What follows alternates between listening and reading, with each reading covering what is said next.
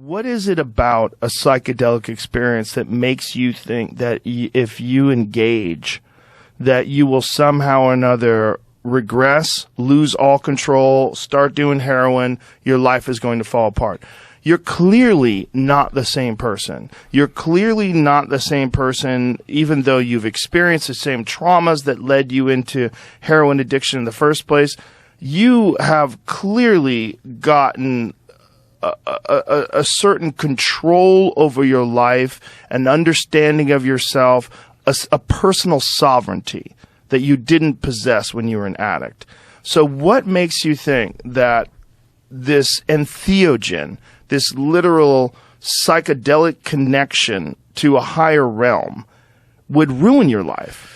Yeah, I know. Because the thing is, I really, really want to. I'm like, when I was still using, I took psychedelics in the same way all kids take psychedelics. For fun. For fun, in a park, at a bus stop, you know, yeah. and knowing that there's something ontologically profound happening. Like, most observably, and I'm talking about myself as a 16-year-old, like, hold on a minute, I'm not real. Like, I am not my memory of myself. I am not my projections. I am the consciousness that is observing that set of data. I'm observing my feelings. I'm observing my thoughts. I'm beyond it. So beyond like all that stuff, I was aware that this was profound. But also I was doing it on my own with like just kids drinking cider at a bus stop in Essex. I wasn't doing it like with a shaman or a doctor or Aldous Huxley or Terence McKenna or like some Brazilian guy with feathers and stuff. I was like at a bus stop in the rain, in the grimness of greys where I'm from. So like I've maintained this fascination because I feel, well, I'm a 12-step person, and 12 steps is about that there's a spiritual deficiency that causes addicts to become addicts. They're looking for something that they can't find in the world. They're looking for connection. They're looking for a deeper purpose and for meaning. So they're also looking for escape. Right. This is escape from the anxiety of being alive. Just the existential angst that most people carry around with them. Yeah, it's unlivable with. But like as you say, most people carry around with them. Like we all have that. So that's we all have a certain level of it. Yeah, and for some reason, the addict type, according to this analysis, and it's only one analysis, and it's the one that I've got clean with, so it's the one I sort of advocate for. It's the only one I'm qualified to advocate for. The principle is, if you replicate, or not even replicate, if you create those spiritual conditions, like you belong to a community, you think about helping others, you're willing to look at what the reasons you drink and take drugs for in the first place, but fundamentally, this is the key thing, is what it argues most of all, and it's like an ingenious piece of American theology, really, I would say, the 12 steps. It was informed by William James, the theologian. It's influenced by Carl Jung, of course, and so it's a sort of a fusion of religious and spiritual ideas and psychiatry, which obviously was in a much more formative state back then. And what's fundamentally offering you is the drugs and the alcohol are not the problem. The problem is you are self-centered and egoic. You've got caught in yourself. And so like, even once you stop drinking and taking drugs, you're still going to have that problem, and you're going to have to address that problem. And when you do, you won't feel the need to drink or take drugs anymore.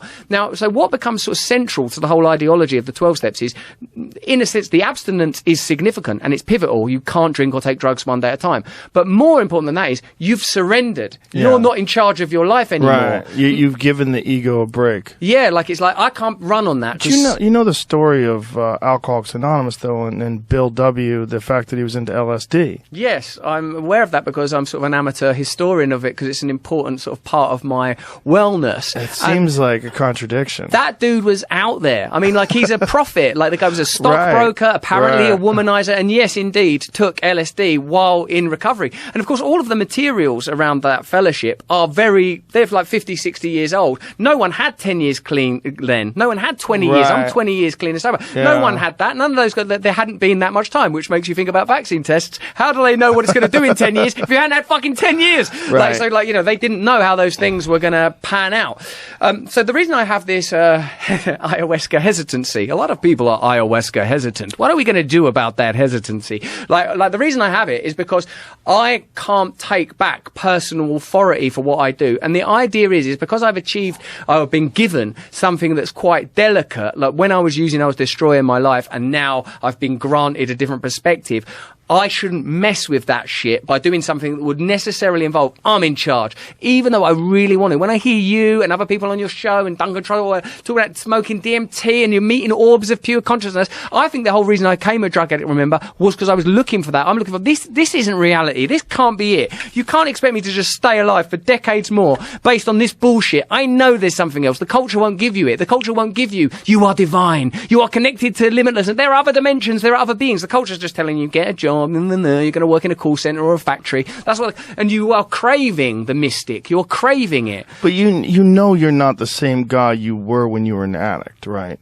You're a different, much more mature, much more experienced person. You know the old expression, no man can ever step into a river twice because you're not the same man, that's not the same river. Yeah. Yeah.